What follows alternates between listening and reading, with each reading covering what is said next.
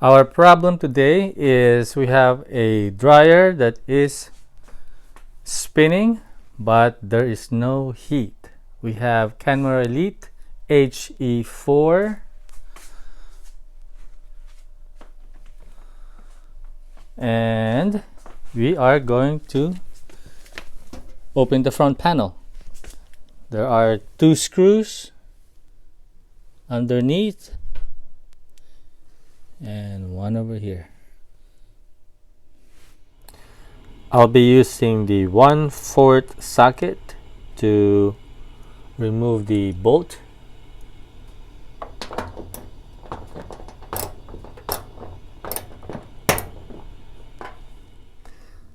First bolt removed. Next is the second bolt. Both screws are removed. Now we'll pull the panel out carefully. Pull it down.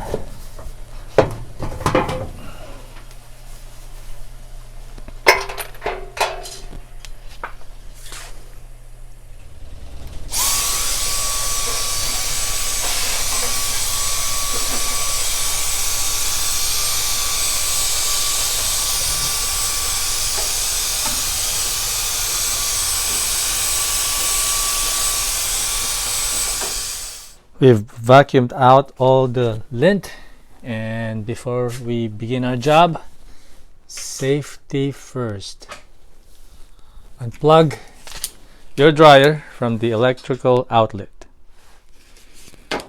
And if your dryer is gas, make sure the gas valve is closed. I just closed it. Make sure that the red handle is perpendicular to the pipeline, and that means it's closed. Next, we are going to remove this cover, and we are going to remove 3 machine screws. 1, 2, and this one.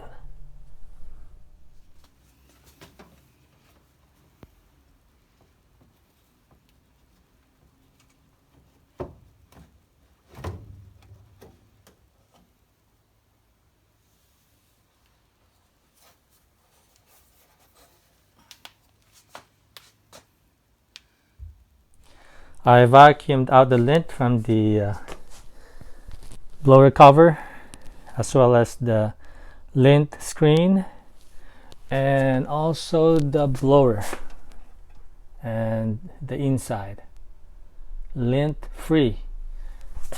And this is the thermal fuse, and this is the thermistor. We are going to replace the thermal fuse. There is one machine screw for the thermal fuse. Before you start unscrewing it, make sure the power is unplugged. Once you remove the machine screw, you slide it to the right and lift. This is the current thermal fuse. It took me a while to take it out from these 2 terminals. It was pretty tight. Tape it out and secure it, and I'll be back. I'll be getting a new thermal fuse.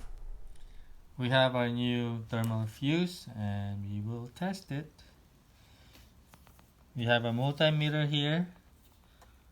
Turn the dial to ohms, and then you press range, and then if you touch both, it should read 0, which means there's a continuity. So when we do test our brand new fuse, it's reading 0. So that means it's good. Okay.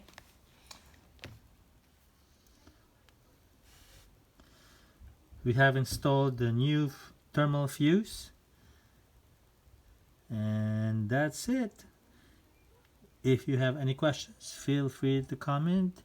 If you like this video and it's helpful, please subscribe.